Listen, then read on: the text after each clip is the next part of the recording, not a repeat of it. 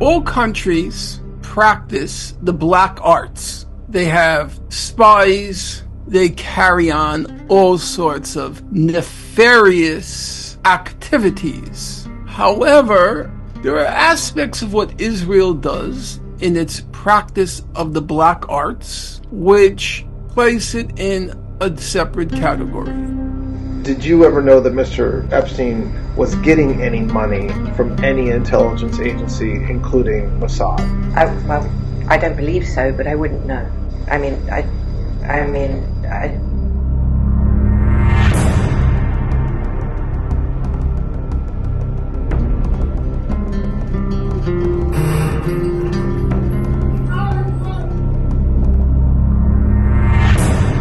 Epstein's emails with former Israeli Prime Minister Ehud Barak are being made public for the first time, and they're generally just about how the two of them wanted to start surveillance companies together.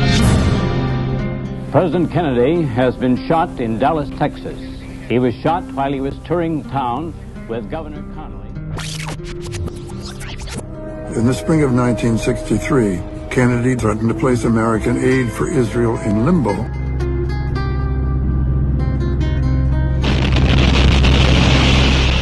The Jerusalem bomb was the beginning of terrorism as a media event, designed to capture the world's attention. The latest casualty list included 65 killed, 47 injured. The British military and administrative headquarters was here, in the south wing of the King David Hotel in Jerusalem. The perpetrators, Zionist Jews, members of Menachem Begin's Irgun terrorist network. Begin, who would one day become Prime Minister of Israel, described this tactic as turning Palestine into a glass house, where the entire world was looking in. Zionist terrorists were so off their rocker in the 1940s, they even proposed to assassinate Winston Churchill. Matter of record. Google it. Irgun Churchill assassination. You want to know what your mistake was? It was thinking death is the worst thing that could happen to you. I went on that APAC trip, and I remember I was at the King David Hotel, and I rolled back to my room unexpectedly when the rest of the group was still on some planned activity, and there was some dude in my room. I'm like, hey man, what are you doing here? And he acted like he was associated with the hotel. And is the director of the FBI caught up in an Israeli honeypot operation? All right, here's the context. Quote, some social media users have wondered whether the FBI and the U.S. Justice Department's refusal to release the list of Jeffrey Epstein's clients could have something to do with Alexis Wilkins, the 26-year-old girlfriend of 45-year-old FBI Director Kash Patel. Okay, so look, you know Israeli intelligence. You know what we've done also quite a few years ago? We have some of the best intel in the world. Obviously, I can't share with you on television everything that we know. How did you convince Hezbollah to buy this? We have an incredible array of possibilities of creating foreign companies that have no way being traced back to Israel. We create a pretend world. We are a global production company. Have you ever had any contact with any representative that you know of from Mossad? Well, not deliberately. We write the screenplay. We're the directors. We're the producers. We're the main actors. The world is our stage. The world is our stage. The world is our stage. The world is our stage. That was a retired Mossad agent that was part of the pager attack in Lebanon. I remember thinking when I first watched this interview on 60 Minutes, like, how did they get him to admit this? Admit to this manipulation, live on TV? How did this air on one of the longest running programs that has been a dominant force in prime time for decades? And if you follow that thought, you're tempted to think, oh, it's because his face is covered, right? His identity is concealed. So of course he can admit. That's how 60 Minutes got the scoop, right? Then you realize that Israel is actually bragging about this. They want us to know. This didn't end up on primetime accidentally because 60 Minutes managed to get it. Because the establishment media will never expose Israel if Israel doesn't want something exposed about itself. So this story about the terror pager attack, or how Israel frames it, this sophisticated espionage operation, which by the way resulted in this, and this, and this, was meant to be seen. They want to take credit for it. Do you remember the footage of Netanyahu gifting Trump a golden pager? They love every second of this. They're bragging about this. This is pure sadism and psychopathy, which is of course what Netanyahu is. It's easy for anyone to call Netanyahu a psychopath, right? And he is. But the rest of the Zionists and Israeli society, they share that pride.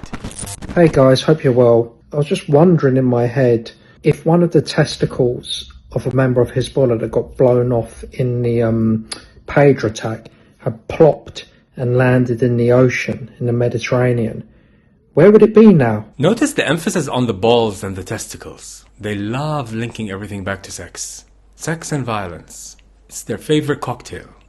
I recently came across the podcast Unpacking Israeli History. There's this one episode about the Mossad in which the host regales 3 stories about the legendary intelligence agency. You can tell he's completely awestruck by Mossad, talking about the agency like it's run by his favorite movie stars. He starts off the episode describing how he's jealous that his wife named their son after the famous Israeli spy that she finds hot. When my wife Razi was pregnant with our eldest child, like most first-time parents, we spent lots of time thinking about what to name the baby. After months of debate, we found the perfect name, a name that encapsulated the love that engulfed us before he even opened his eyes. Eyal Yitzchak, the strength of Isaac.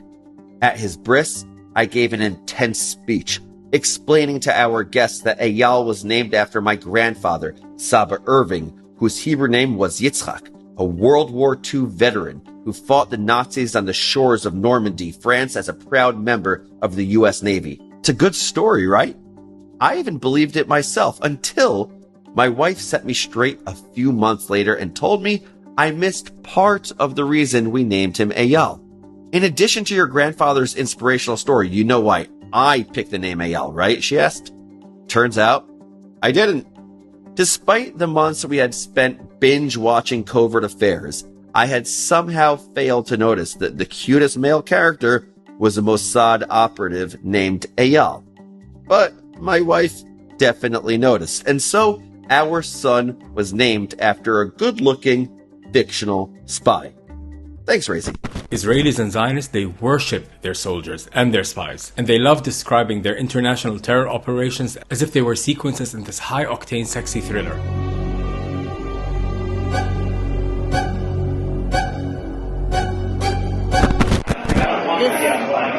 This may or may not be a name tag for working with Mossad. That's all it is. And I'm just here in Israel with all of these religions. I mean, people. And it actually does make sense. If you, like the Zionists, have been mainlining the Israeli propaganda since birth, then of course Israel seems sexy. Yes, it does, doesn't it? That's why I selected Sharon Stone for the lip-sync portions of this video. Sharon Stone from Basic Instinct, which is the ultimate high-octane sexy thriller. But in your dreams, Israel, only in your dreams are you cool and sexy. You're not cool, you're not slick. You orphan children. You break mothers' hearts. You steal land that isn't yours. You're religious fanatics that leave your countries, travel thousands of miles, kick people out of their homes, people who have nowhere else to go. That's what you are. You're not cool. You're deranged cult members. You're not sexy. Yes, I am. But of course, like all indoctrinated cult members, what other choice do they have but to believe? Yeah, it teaches you to lie. But like Norman Finkelstein said in the opening montage of this video, Israel is not the only country that is involved in these nefarious clandestine activities. However, there are aspects of what Israel does in its practice of the black arts, which place it in my opinion, a separate category. Of course, Israel always has to be special. The chosen. Chosen by Satan. That's what you're chosen by. Don't joke about that. So in this video, we're going to dive into the practices that fall under Israel's black arts. The black arts they use to evade justice and wipe out and snuff out anyone who opposes them and criticizes them. And I'm putting those black arts in 5 categories.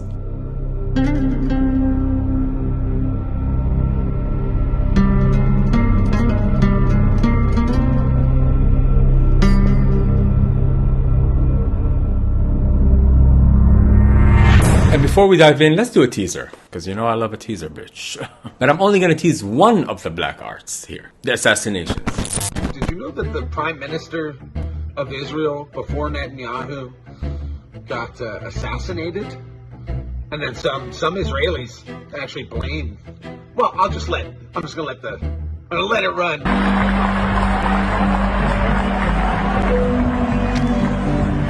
Then, as Rabin was leaving, that's him coming down the ramp. The man in the blue t-shirt approached.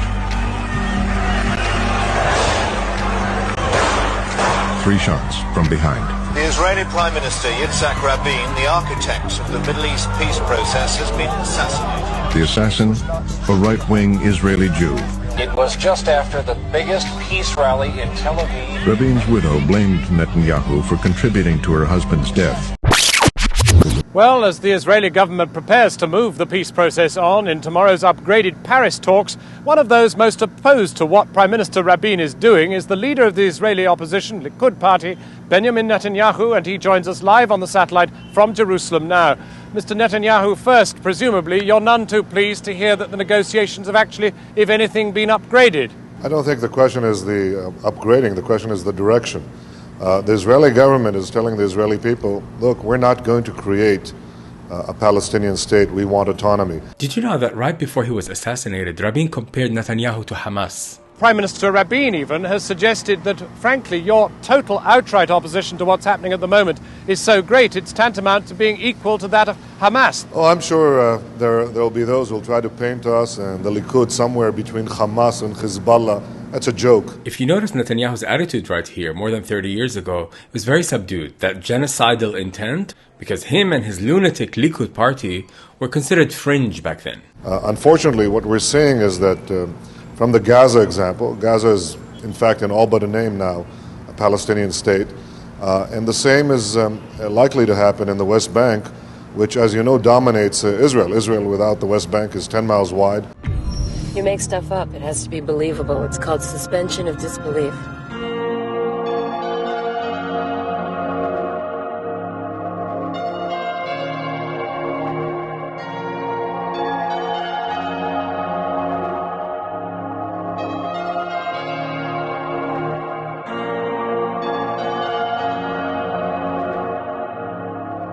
Hey y'all, it's been a while since I've done this intro with the trailer and everything, and it's also been a while since I've thanked all the new members to the channel and all the people who've been donating to the channel as well. Thank you guys so much.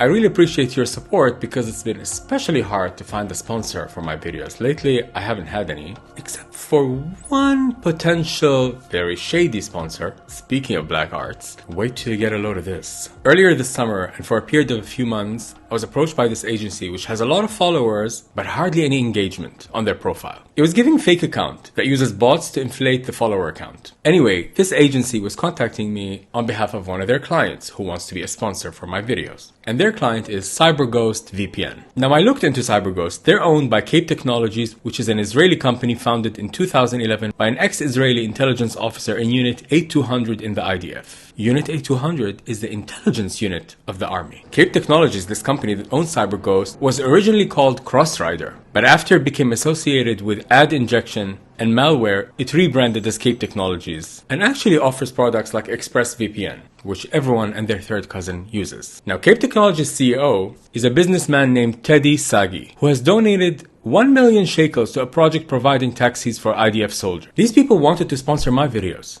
What in the black arts hell is going on here? Are you trying to get my pro-Palestinian subscribers to use your VPN servers that are based in Israel? Don't think so, babe. I don't want your blood money. I can take care of myself, thank you very much. I have my shows and I have my creativity coaching. Speaking of which, if y'all want a piece of my coaching which helps you unlock the stuff that's buried, I don't know if I ever mentioned this in one of my videos, but when I started my drag, I started during the pandemic, right? And I realized the reason I was able to do that is because the pandemic was so quiet and silent that there was none of that noise that's distracting me from listening to my gut. Because gut, by the way, our gut, our instinct, what we're supposed to do, talks in whispers, unlike the panic and fear and anxiety that runs all our lives.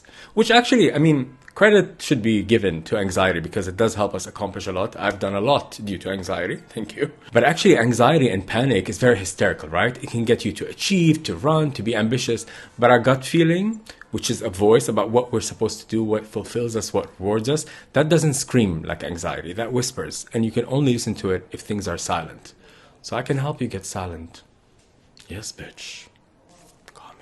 Now let's get back to the video. Israel's black arts. Basically, Israel's covert operations. The ones they hide so well. And you gotta hand it to them, they do cover their tracks pretty well. That's why they can lie so brazenly about everything. You want me to take a lie detector test?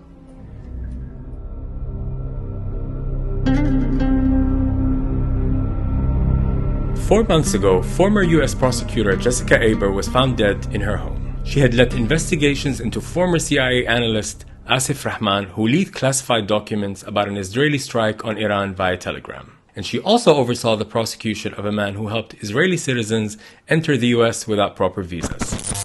2 weeks ago, I made a video regarding a Mossad spying operation, and I'm finding out now that she was part of the team investigating it. She posted this in November of 2023, exactly a month after October 7th. After we extradited this defendant from Israel, he pleaded guilty to recruiting and facilitating the illegal entry of Israel citizens into the United States with fraudulent tourist and visitor visas. Just 2 weeks ago, I made a video regarding how the Israeli Mossad entered the United States around 9/11 on the East Coast, conducting intelligence operations while pretending to be employees for mall kiosks. Another part of the investigation has resulted in the detention and arrests of dozens of Israelis at American mall kiosks, where they've been selling toys called Puzzle Car and Zoomcopter. Investigators suspect a front. Shortly after the New York Times and Washington Post reported the Israeli detentions last month, the carts began vanishing. This is what's crazy. If you look at the investigation she was a part of, it is from the government's website. Foreign national pleads guilty to role in immigration fraud and money laundering scheme. Shai Cohen, 39, admitted to organizing and working with others to recruit and facilitate the illegal entry of Israeli citizens into the United States under false pretenses. It's like they've been running things for so long. It's kind of amazing. It's impressive. They're very impressive. What I do know is this investigation she uncovered is very reminiscent of an Israeli Mossad operation. As with everything about Israel, the deeper you dig, the sicker you start to feel. A few years back, if you told a story like this to the people, they would be like, oh, this is a conspiracy theory. But after this genocide and the hysterical way in which Israel behaves to cover its crimes, we all know now what darkness Israel is capable of. There truly is no end to their depravity.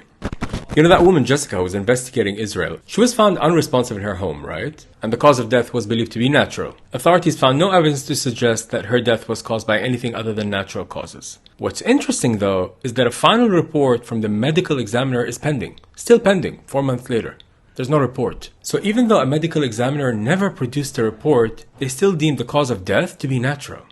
I serve because my first job was as a law clerk to a federal judge. Jessica Aber dedicated nearly 2 decades to public service, establishing herself as a respected prosecutor known for her work in financial fraud, public corruption, and child exploitation cases. And again, to go back to what I said earlier, I don't think Israel minds at all that these rumors are floating around, that we think that they allegedly killed her. In fact, they love it because it puts fear in people's hearts. It makes other American officials who want to investigate Israel think twice before doing it, because they too can drop dead of natural causes. I'm looking at you, Marjorie. Since I've become a member of Congress since 2021, we have voted on 22 resolutions for Israel. All kinds of resolutions, denouncing anti-Semitism, supporting Israel. We never vote on resolutions proclaiming great things about America. It's coming to a point where it's so obvious all the time in everyone's language, the social media posts they put out. They have to proclaim Israel. They have to proclaim their faith and loyalty in Israel and how they, Israel is our greatest ally. And it's a statement that has to be made over and over and over again, to the point it's becoming like, wait a minute, what about our own country? You in danger, girl. Speaking of Marjorie, I'm sure you heard about Laura Loomer. Not at all a garbage person who's deranged. No. Very sane. Now, this pro-Israeli nut has Trump's ear. And she's been coming for Marjorie in the most vile way possible. Like talking about her being on her knees, tweeting about it. Because they had started with her telling Marjorie Green to get up off her knees. Saying that if she get on her knees to pray, as much as she get on her knees for men who aren't her husband. What the fuck? Again, sex and violence is all they think about. Not that there's anything wrong with thinking about sex, but they never think about sex like, oh, let's just have fun. No. It's always linked to death and violence and degrading people and humiliating people. Disgusting. Garbage. Garbage. Garbage. By the way, that's a throwback to Death Becomes Her. For my gays in the back. There's a scene in Death Becomes Her where Meryl Streep is like kind of like emasculating her husband. And she's calling him flaccid. She's like, flaccid. And he acts like he doesn't hear her. And she's like, flaccid. Flaccid. That's what you say, Mel. Flaccid. Watch what you say, Mel. I don't have to take this anymore. I don't have to take this any longer. Anyways. But back to this classy lady, Laura Loomer, who's attacking Marjorie for questioning Israel and looking into Israel's tactics. She's proudly boasting about how she managed to prevent Gazan children from coming for medical treatment to the US. Can you imagine how depraved you have to be? That you take pride in stopping Palestinian children from medical treatment. So this pile of garbage is attacking Marjorie for questioning Israel. And here's Marjorie with Megyn Kelly, another right-wing person, talking about waking up to Israel's black arts and Israel's lies. I will say, I have had multiple reach outs to me, both from friends and from connected people in D.C., begging me to go to Israel with them. And I have said no every time. But lately, it seems like it's coming to be even more because I feel like there's a contingent of people who are worried that they're losing me. And my own feelings are, I'm looking at Israel in a different way right now than I was on 10/8, that's for sure, of 23. Right. And I can feel the pressure being slightly ratcheted up, like you're not allowed to. But speaking of Americans waking up and specifically taking back to black arts, and specifically the one that we're talking about now, the assassinations. There's a very surprising series of letters between Kennedy and David Ben-Gurion, not only the premier of Israel, but the founder of Israel, in which they're very angry letters, in which Kennedy is saying to Ben-Gurion, I'm killing myself trying to get a nuclear test ban treaty. I've even got de Gaulle on board, and that's impossible. And you keep testing in Dimona. You've got to stop. And Kennedy threatens him. And he threatens him in such a way that Ben-Gurion resigns. And I will tell you that I found articles, not in any crackpot publications, but in very sophisticated publications saying, forget Lyndon Johnson, forget the CIA, forget Fidel Castro. The Mossad killed Kennedy because they were so upset over what he did to Ben-Gurion. What's interesting about the JFK assassination is that the CIA requested Israel to be redacted from the JFK files. In completely unrelated news, by the way, did you know that the CIA was founded in 1947? What else was getting founded in 1947? A little place called Israel, right? Yeah, but I don't think they're related. No. You think so? I mean, it's true that Israel is a proxy state protecting American foreign interests, and that the CIA is about foreign intelligence, but I don't think they're related. No. It's just a coincidence that they were founded at the same time. Yeah. I mean, I believe it. I don't know about you, girl. I'm in denial, so you can wake up. But of course, it has to be said that a lot of the stuff that I'm saying here is alleged, like the JFK assassination. Because if you ask Israel about such accusations... The answer's no. I didn't kill him.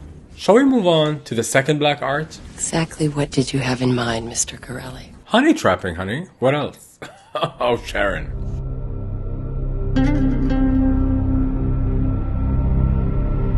In the opening, I showed a clip of Kash Patel, the director of the FBI, and his girlfriend, who is accused of being an Israeli spy. The accusations began after the FBI closed the Epstein case, and suddenly there was no foul play in Epstein's death. Patel faced scrutiny because his position changed after he became the FBI director. Before that, he was demanding the release of the Epstein files. Will you work with me on this issue so we know who worked with Jeffrey Epstein in building these sex trafficking rings?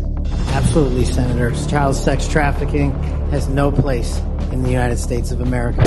You said Jeffrey Epstein committed suicide. People don't believe it. Well, I mean, listen, they have a right to their opinion, but as someone who has worked as a public defender, as a prosecutor, who's been in that prison system, who's been in the Metropolitan Detention Center, who's been in segregated housing, you know a suicide when you see one, and that's what that was. So what happened to Patel? He falls for the wrong woman. Now, let me say once again that this is all alleged, and you could also argue that Israel doesn't need to plant a girlfriend in order to force Kash Patel to do what it wants. Everyone in office in the United States knows very well that protecting Israel is key to advancing politically. So you could say that Israel doesn't need to plant a girlfriend, because they can also force him in more aggressive ways. But you also can't go around killing everyone. That's why honey trapping is a thing, because emotional and sexual coercion is a very powerful tool. So it could very well be that this girlfriend of Kash Patel is a spy. But at any rate, whether you believe it or not, here she is speaking about the matter. Would you like to see additional Epstein files released? You know what? If people stop calling me a spy, absolutely. Absolutely.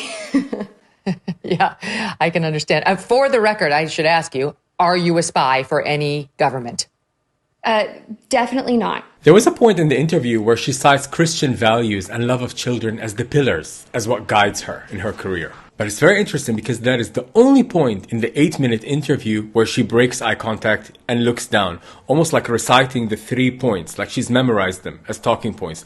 This is what I care about. People start, accusing you, just aside from all the other stuff that's hurtful, the fact that I've dedicated myself to this movement, to good values, to speaking to children, to doing things that I thought were good, that were in line with my values, but also dedicated myself to this movement, to good values, to speaking to children, to doing things that I thought were good, that were in line with my values, but also... Another very curious point in the interview is when she describes Kash Patel's reaction. Because Megyn Kelly asked her, how did your boyfriend react to you being accused that you are a spy? How did he handle it? And it was very interesting because she said Patel found it painful because it's very similar to his agents on the field being accused.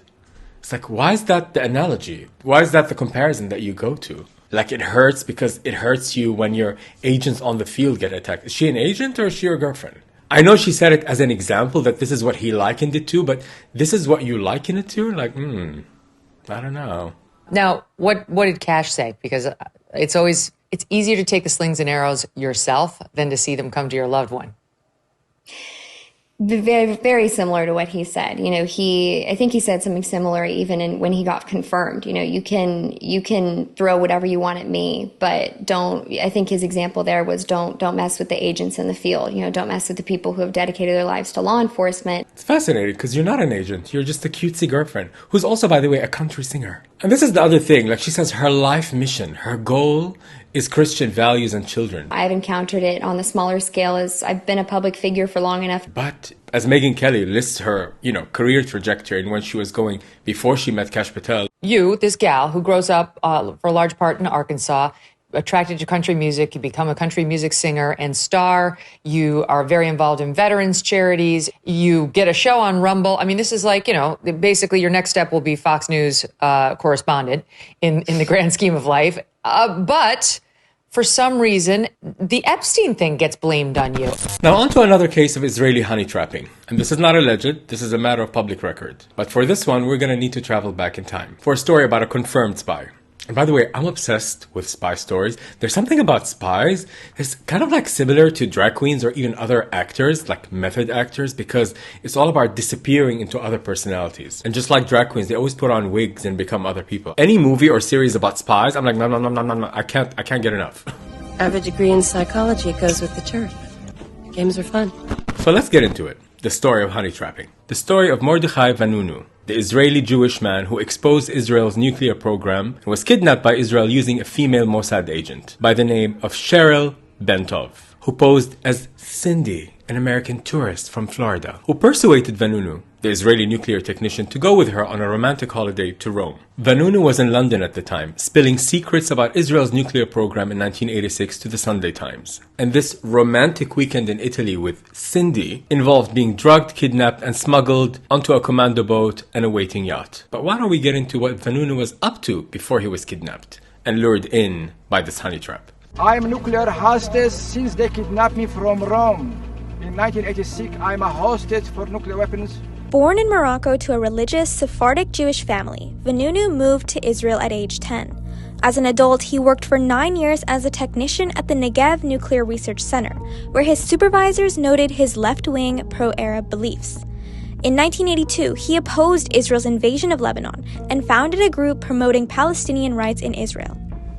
In 1986, after resigning from the facility, he leaked 57 photos of Israel's clandestine nuclear reactor, providing the first concrete evidence that Tel Aviv was producing nuclear weapons without signing the Non-Proliferation Treaty or allowing international inspections. His revelations led experts to estimate that Israel illegally possesses between 80 and 200 nuclear warheads, making it the sixth largest nuclear power in the world and the only one in the Middle East. I have the right to express my political views, my ideas. I have no more any secret. The only one who have secret is Israel government. Because these black arts of Israel, they're always there to prevent a truth from coming out. By the way, the enemy of Israel is truth. Always.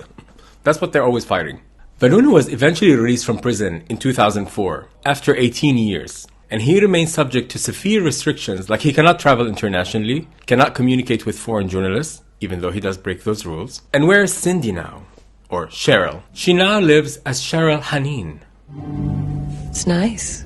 Now, in keeping with the theme of using sex as a black art to compromise critics of Israel, it has been often argued, and there has been speculation, that the reason that the United States is so committed to Israel, no matter what it does, is because there's some compromise.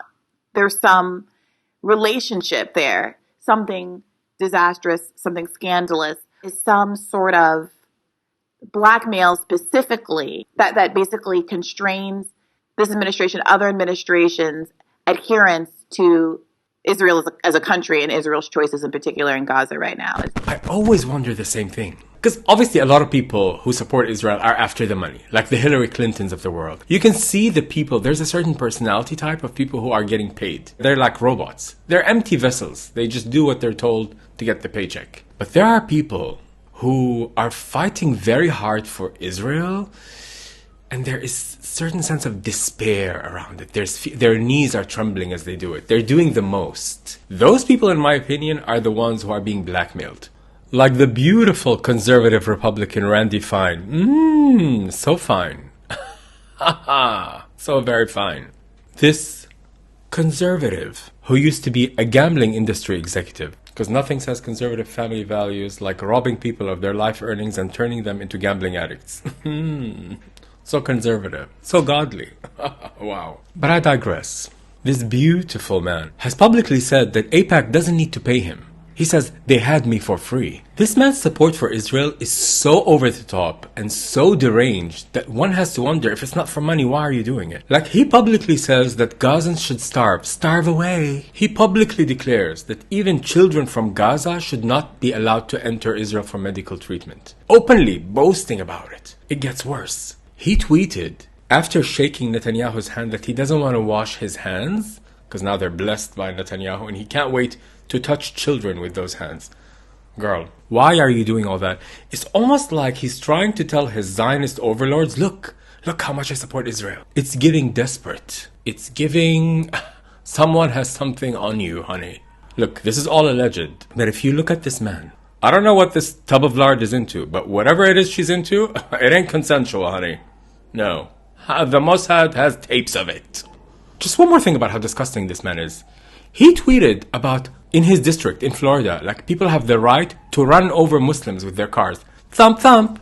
Beyond how disgusting it is, it's so transparent in its despair. Like, who are you trying to please? Like, what are you trying to show? What do they have on you, Babala? Maybe you find what I'm saying inappropriate because you think that someone would sleep with this. Baby, I can't hold it much longer. Now I'd like to transition to the next black art, which is blackmail in the courts.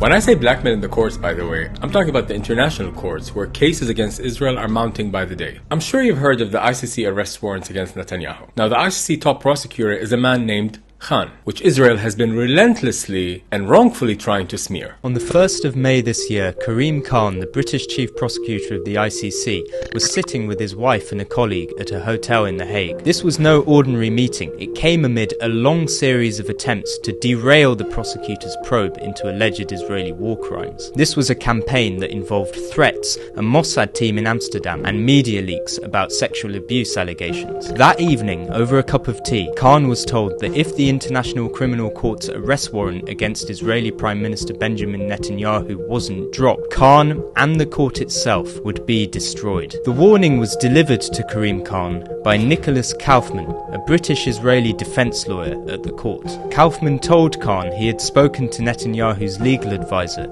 and was authorized to make him a proposal. At that moment, Khan was working to issue new arrest warrants for more Israeli officials. Just days beforehand, Thomas Lynch, a senior legal advisor tasked by Karim Khan with liaising with the Israeli government on the Palestine investigation, privately warned Khan's wife, a longtime friend of his, that proceeding with the arrest warrants would have serious repercussions. Khan was determined to press ahead. He made it clear to his team that he was weeks away from announcing the arrest warrants. But that same day, he became aware of two major developments within the ICC. Khan received a classified security briefing that indicated the Mossad, Israel's intelligence agency, was active in The Hague and posed a potential security threat to the prosecutor and others involved in the case. Later that same day, Thomas Lynch approached Khan and informed him that a female colleague in his team had made accusations of sexual harassment against Khan. In October that year, an anonymous source leaked the allegations to the press, and they began circulating online. You'd think that people who have nothing to hide wouldn't be so scared of the courts. Honest people would be like, why would I need an attorney?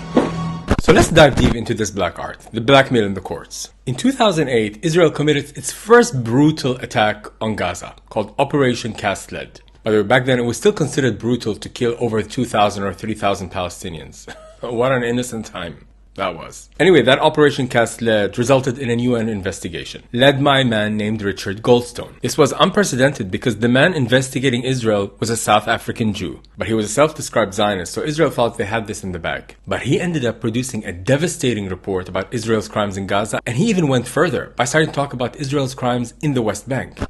And the author of that report, Judge Richard Goldstone, joins us live now from the UN. Thank you very much indeed for speaking to us. Israel has dismissed your report as being one-sided. They've completely rejected your findings. What's your response to that? Well, I'm surprised that Israel has so speedily read a 572-page report and rejected it. For Israel, this was a catastrophe because they couldn't use the usual epithets: self-hating Jew, Holocaust denier, and all the rest. It didn't stick with Richard Goldstone. He was a highly respected judge, and his Jewish bona fides couldn't be topped. Israel went nuts, so they started attacking him. Now, you've also come under a lot of personal criticism. Did you have any idea that you yourself, your person, would be so criticized because of this report on the Israel situation? Well, I certainly expected some criticism, but not at the venom and the ad hominem personal attacks that have come. I must say, I've been quite astounded by that. He was compared to, of all people, the Dr. Mengele of Auschwitz. He was just the wildest things were being said about him. I'm going to play something. You've had some conference calls with various groups of rabbis. I'm going to play something that you felt you had to say on one of these calls. Mm-hmm. I grew up in a very typical upper middle class white South African Jewish home. Are you having to defend your Jewishness? And he weathered the storm. He weathered the storm. And then on April 1st, 2010, the headline is Richard Goldstone retracts the report. And there was no basis for the retraction. He made some arguments, but if you go through them, there's no basis. In an editorial in the Washington Post on Friday, Judge Richard Goldstone said, quote, civilians were not intentionally targeted by Israel as a matter of policy. This claim stands in direct contradiction with what Judge Goldstone said when the findings were first revealed. We detail a number of specific incidents in which Israeli forces launched direct attacks against civilians with lethal consequences. John Dugard, who is the senior counsel at the International Court of Justice, like Goldstone, a respected jurist from South Africa, and he said when Goldstone retracted the report, there's no factual basis for the retraction. And then he went on to say the secret of why Richard Goldstone retracted the report will probably go with him to his grave. And the only rational inference was that he was blackmailed by Israel. I personally don't believe it was him. His daughter lives in Israel. She became an Israeli citizen. You know, if you practice the black arts, everybody has a skeleton in their closet. Maybe this person had an affair. Maybe that person had a child out of wedlock. You can always find dirt.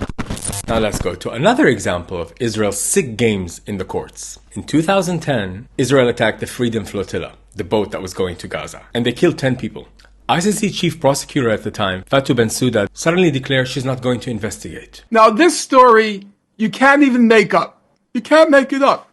Bensouda, she declares, I'm not going to investigate this case. There's no basis for it. Comoros appeal the case. It goes before what's called the pretrial chamber of the ICC. The court upholds the appeal. And then they say to Bensouda, you have to re-examine this case. She claims to re-examine it, and for a second time says, I'm not going to pursue this case. It's appealed the second time by the Comoros. The pretrial chamber says, Ms. Bensouda, you are committing too many irregularities. You have to revisit it. She then, a third time, she says, I am not going to pursue this case.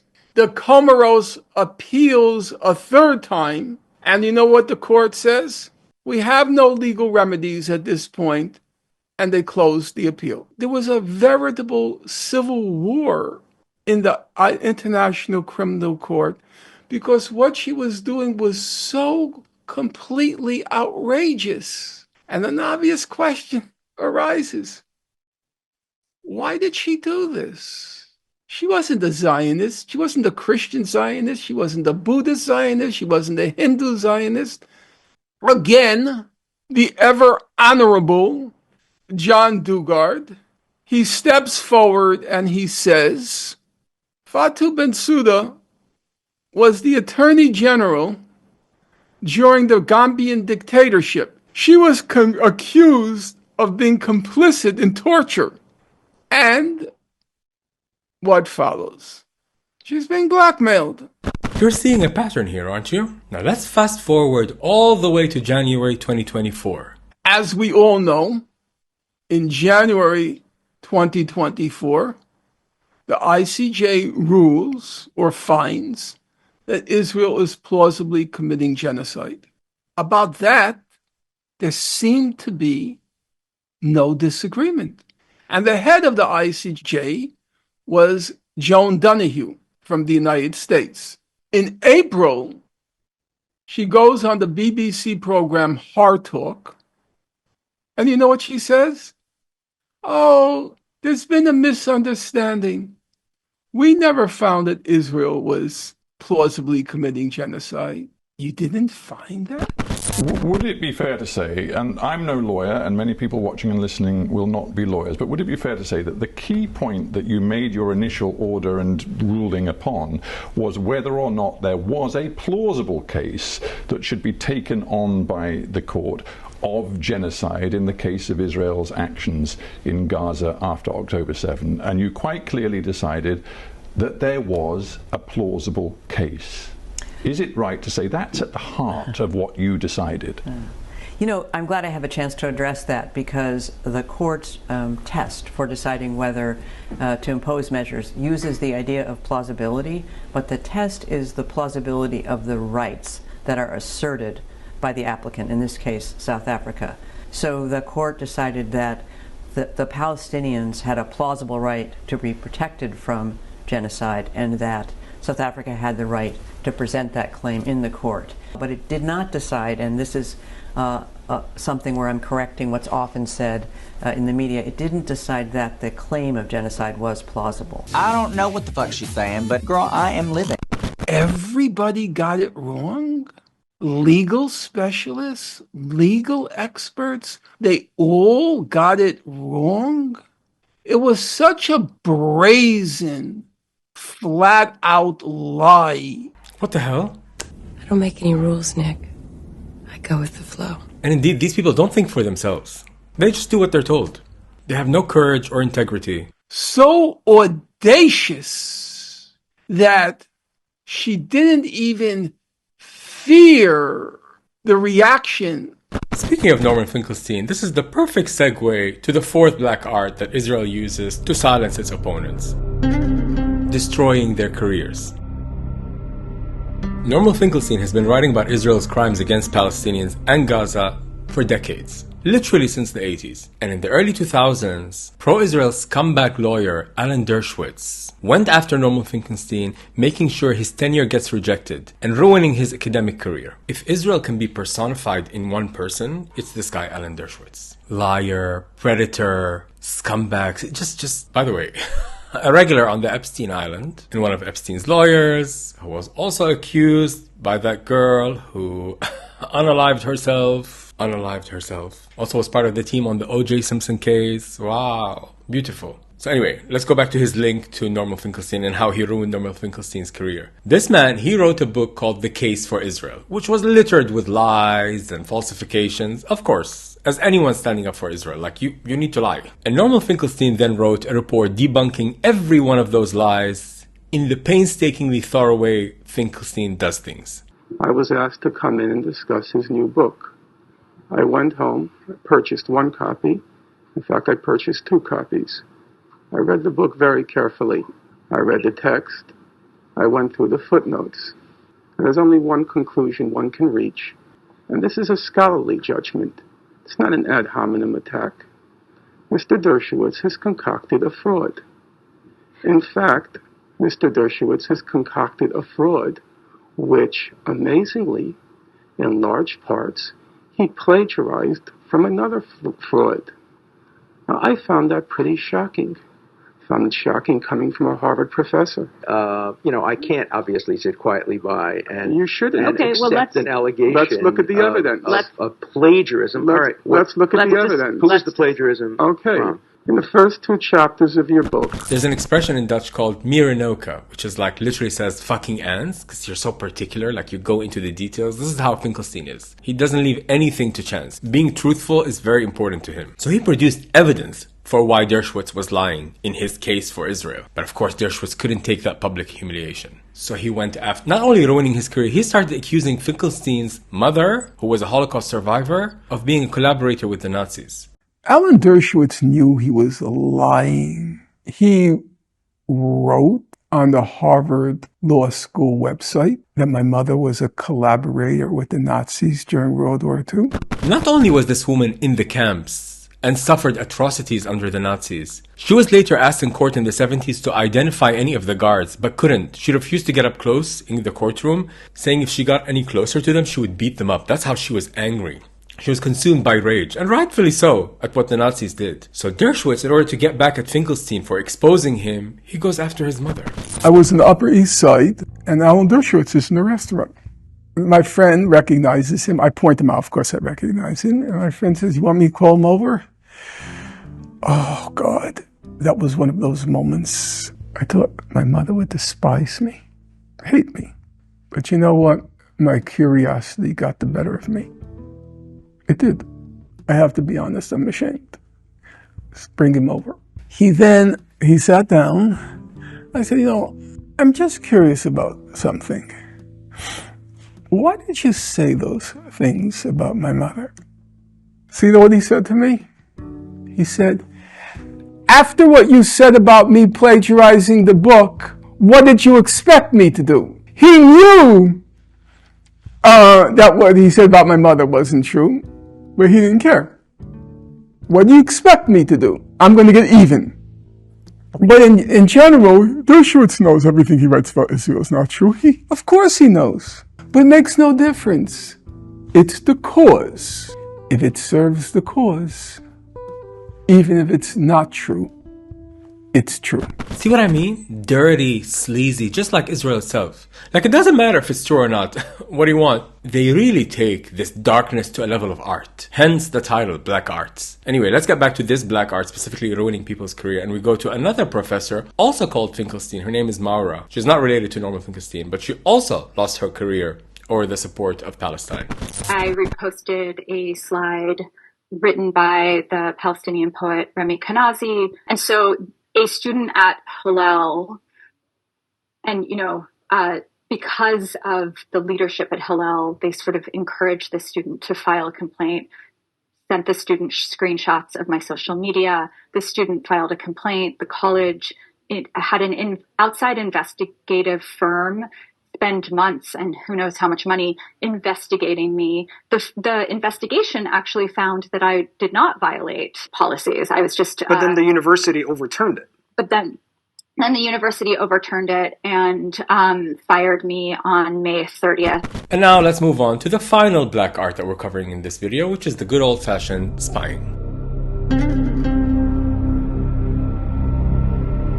Get this, the Japanese government is endorsing a cyber technology conference that is run by a Israeli company. The conference name is Cybertech Tokyo 2025. So who's gonna take part in this conference? Yossi Karadi, Director General, Israel National Cyber Directorate. Let's take a look at some more people. There we go. Former commander of Unit 8200. Probably a Mossad guy here too. Mossad guy. Oh, there you go. Former director of Mossad. Epstein's emails with former Israeli Prime Minister Ehud Barak are being made public for the first time, and they're generally just about how the two of them wanted to start surveillance companies together, how Epstein was organizing meetings between Barak and people like Peter Thiel, the owner of Palantir, a surveillance company that is increasingly involving itself with American and other Western governments. And you also have some really crazy ones like this, where Epstein says, with civil unrest exploding in Ukraine, Syria, Somalia, Libya, and the desperation of those in power, isn't this perfect for you? What it actually is about how Epstein, after being convicted of heinous crimes, was basically using his position and his social connections to invest in mass surveillance. Like this Mossad agent who infiltrated Iran as a journalist. These are the final recorded images of Iran's late president, Ebrahim Raisi. He's giving an interview to a woman fully covered in a hijab and abaya. At the time, neither he nor anyone else suspected a thing.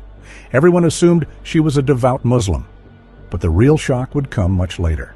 She was a Jew who had infiltrated the inner circle of Iran's most powerful men to uncover their secrets. I can't believe the audacity that this woman is publicly listed as this French journalist and political analyst specializing in Islamic affairs, while also talking about the IDF as we, when describing the attacks on Iran. The unprovoked attacks on Iran. All right, well, joining us now on Zoom is Catherine Perez Shakdam. She's an expert on Iran, Yemen, and radical movements. She's also the executive director of the We Believe in Israel. All right, so my first question is, how successful was this retaliatory attack on Iran? I mean, when are we really going to know the full extent of the damage, and what are we hearing right now from Iranians on the ground? Well, the first thing is, I mean, from my perspective, it was very successful. I mean, the simple fact that we managed, that the IDF managed to hit its targets in Iran is a success in and of itself. And now I want to turn to my guest for today, who has quite a remarkable story. Catherine Perez Shakdam is a French Jew and a former regime insider who went undercover in the Islamic Republic of Iran as a journalist, even gaining direct access to regime officials, meeting Qasem Soleimani and the Ayatollah himself. Now, since the Iran-Israel war, she's become the subject of public speculation about her ties to intelligence, with Islamic regime officials desperate to pin anything on Mossad. Her name has resurfaced as a topic in the Iranian media as regime officials make wild claims accusing her of being a Mossad agent. So we've decided to speak to her about all of these rumors. What did you see behind the curtain of this regime? I mean, who did you meet? What were those encounters like? And what did they really reveal to you about how this regime really operates? Did you notice the low-key bragging and glorifying of her actions? I've met with, Ali Khamenei, Soleimani, Raisi. I mean, I've done an interview for Russia Today. Like, I've even deceived the Russians as well. I love how they can't make up their mind whether to brag about her as a spy or keep denying that she's a spy and part of the Mossad. Like, which is it? Like when the host trader does the air quotes. With Islamic regime officials desperate to pin anything on Mossad. A dear friend of mine and a Jewish journalist who infiltrated the heart of the Islamic Republic of Iran. This whole thing, like, they can't make up their mind in which camp they are, is so typical of Israel. At once, they are this sexy, invincible, powerful, like godlike army, but also they're just so scared of their neighbors. It's insane how they can keep saying that they're these two opposing things without realizing how lunatic that sounds to anyone listening. This woman who's openly infiltrating the Iranian regime to gather information by pretending to be a journalist is mocking the rumors that she's a spy. I've met a few others. I don't remember the names. All I would say is that when a list of dead commanders from the IRGC was published, there was a few names. I was just like, oh yeah, I remember you. I'm a writer. I use people for what I write. Masters of manipulation and lies, as usual. I wasn't there to find nuclear codes, okay? I mean, I've done well, but I'm not that clever. And I think that others have done the job better than me. What I wanted to do is really truly understand and also try to see if I could use their words against them. I'd have to be pretty stupid to write a book about killing and then kill somebody the way I described it in my book. I'm not stupid. And I love how, as usual, they play the identity politics game to get out of it. Now, you're one of the very few Western women, let alone Jewish women, who not only gained access to the Islamic Republic. Western woman, much less a Jewish woman. Again, conjuring up the images of this Western, white, delicate woman infiltrating the ranks of the barbaric Muslims. But speaking of their identities and who they are and being women from Europe and the United States, what these two clowns don't realize as they're talking is one is literally an American woman who's as white as snow, and another white French woman who has this fake tan on that makes Trump's orange color look natural. These two women are pretending to be indigenous to the Middle East. Both of you have countries where you already live, and you're bragging about your rights to invade another land, kick Palestinians out of their home, Palestinians who have nowhere else to go. Garbage from top to bottom. Hi. Palestine. Hi, nice to meet you. I don't even know you. Why are you being like that? You think it's funny that Israel's innocent lives in Gaza? We your babies, yeah. You think it's funny? Yeah, it's very funny. Are you even human? I'm human, you see. I'm not robot. This baby is a בעזה ולהתיישב בעזה זה אחלה פתרון למשבר הדיור, קרקעות בזול, לבנות שם בניינים, דירת מיליון שקל לזוגות צעירים. מול הים. Speaking of which, by the way, Israel is now in its final solution stage. The Ubermensch wiping out the Arabs. Literally taking over the land while acting like you're defending yourself. Because no matter how you look at it, after October 7th, the world for Israel has changed. Their notion of what their mandate is and what our borders and boundaries and lines has changed. They will go where they want, when they want, and do what they want to protect the Israelis and their border to make sure on October 7th never happens again. And before we wrap up the black arts, let's go to one final creepy example of this black art of spying. I teased this briefly in the opening montage. I was at the King David Hotel, and I rolled back to my room unexpectedly when the rest of the group was still on some planned activity. And there was some dude in my room. I'm like, hey, man, what are you doing here? And he acted like he was associated with the hotel and taking an inventory, but had no clipboard. This is Matt Gaetz, an American politician and lawyer and former U.S. representative who, like a lot of politicians, was flown to Israel at some point on an AIPAC trip. Now, it is public information that politicians in the U.S. all have AIPAC handlers or AIPAC babysitters. Everybody but me has an AIPAC person. What does that mean, an AIPAC person? It's like your babysitter, your AIPAC babysitter, who is always talking to you for AIPAC. That's how it works on the Republican side. And when they come to D.C., you go have lunch with them. And they've got your cell number. I've had 4 members of Congress say, I'll talk to my AIPAC person. And it's literally what we call them, my AIPAC guy. As usual, shameless because they know they have impunity. Like I said in the beginning, always showing off how much control they have. I have nothing to hide. But this story of Matt Gaetz shows a darker side of AIPAC control. There's a lot of reasons why they want members of Congress over there, and it is ideologically to steep them in this notion that the protection of Israel is of great import to people in America, but it's really not that important to voters. And that is becoming more clear on the right and left. By the way, speaking of this immense control that AIPAC and the Israeli lobby has on the United States, the third and the final part in this series of How Did We Get Here is about exactly that, the relation between Israel and the US. But that's all coming up in part 3. This video was about the black arts. And of course, like I said earlier, black arts or clandestine activities are there to cover up truth, right? So what is Israel trying to cover up? This is a voice memo from a medical student in Gaza who formed a very close friendship with an American doctor who'd come on a trip before and was now prevented from going back to Gaza. Dr. Mimi Sayed joins us now from Amman, Jordan. In addition to her past work in Gaza, she's also an assistant clinical professor at the University of Washington. Welcome to Democracy Now!, Dr. Sayed. I want to ask more about this Palestinian student. This is a sixth-year medical student that has been interrupted in her training over and over again, has been displaced with her family continually, and is now being starved. Hello, my dear Mimi. Ever since I found out that you couldn't enter Gaza because of the occupation's refusal, I've been very sad. I had hoped that I will see you soon. I no longer have any hope. Everything feels over. Mimi, I don't want anything from life except death. Because I truly believe I will find peace in it. I just want everyone to pray for me.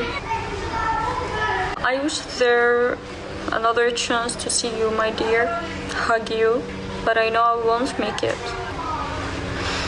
And another thing, the Israel have already started occupying Gaza. I'm so sad and I'm so tired. We're gonna displaced again. Oh my God. Don't forget to pray for us.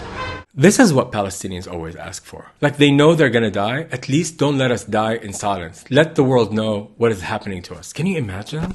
I actually don't want to talk about the war so much, but I must say this. I want you all to speak about Gaza and talk about Gaza and take action, and I want you to let anyone around you in the world know that people in Gaza are dying from hunger. Don't stay silent. Hard to know where to go from here, right? Hard to find what's positive, except for, by the way, the bravery. Because Gaza is a very brutal example of what happens to you when someone more rich and powerful than you wants what you have. And what are you going to do if you're faced with that? Because you can't make yourself more powerful or richer, but you can definitely face the fear and speak up anyway. It's so funny, the last time I was speaking with my therapist, I don't know how it came up, but I was telling him about specifically in the West Bank. Because in Gaza, by the way, Palestinians are being killed from the sky. So there isn't much confrontation with the soldiers. But in the West Bank, on a daily basis, the Palestinians always come face to face with the soldiers who are armed. The Palestinians have nothing. And they're faced with these forces of occupation. They're not even soldiers. Time and time again, you see videos of little girls, little boys, men who just look these soldiers in the eye. And every time I see videos like that, and I was telling this to my therapist, I'm filled with fuck, I wish I was that brave. So what I tell myself in these times, as discouraged or as helpless as I get sometimes, I tell myself, that is what you have. That is all you have left, is your courage and your integrity when everything else is being taken away from you. And that's why we need to keep speaking up for Palestinians. Because they are teaching us that. And every time you feel helpless, you have to keep reminding yourself that the world is waking up. And most importantly, we have to keep remembering why we're doing this. And for whom are we doing it?